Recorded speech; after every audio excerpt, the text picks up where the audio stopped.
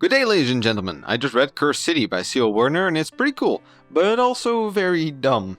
This book is a tie-in novel for the Cursed City box game, so naturally it takes place in the grimdark city of Ulfenkarn, a city ruled by the evil edgelord Rodokar and his ensemble.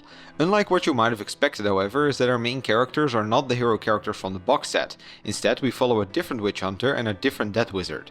The only relevant character outside of Rodokar himself for the box game is Amalda, that's the chick with the dead bird head on her shoulder. The plot is a bit random, but these three heroes are stuck in a cartoon-like cat-and-mouse game with Radokar as both of them try to find the mysterious murderer that has been haunting Ulfenkarn recently.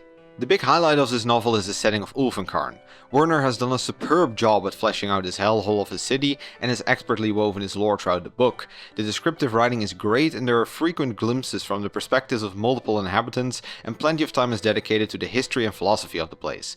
Ulfenkarn truly feels like an undead settlement brimming with despair, and in that regard this book gave me a lot of Drakenfels vibes and how well it managed to create a vibrant image of the world in which it takes place. Unlike Drakenfels though, the plot is ridiculously dumb. The entire novel is just our three heroes running around like headless chickens. Sure, they do technically have a plan, but it is dumb beyond belief, and every time they get opportunities, everyone instantly seems to have grown an extra chromosome. This is then tied together with some unbelievably convenient moments of luck and some utterly predictable twists into a construction that's more monstrous than Ulfenkarn. Sure, if you don't think about it too much, you can just enjoy the setting and the grimdark gothicness of the place, but don't expect the plot to be more advanced than your average episode of Dora the Explorer. Then onto the characters, who are very much a mixed bag. There are two pretty cool characters in the book, but both of them are side characters, while the main characters are all flatter than me after playing the new Resident Evil. Gustav is a witch hunter, he kills bad guys and he has a spider sense. Amalda is a noble who wants revenge, and Rodokar is evil because he's a vampire, so he's evil. Yeah. Rodokar's right hand is much more interesting though. He's a vampire, but he still has a lot of human emotions and empathy, which leaves him in an awkward position. Since on one hand he is terrified of Rodokar, but on the other hand he's also disgusted by what his master is doing. The other interesting character is the Dead Wizard, who wants to show the world that not all dead magic is evil by defeating the evil vampire. This makes him a lot more interesting, as he is not such a morally wide character as the other heroes, even though his goal is actually quite admirable.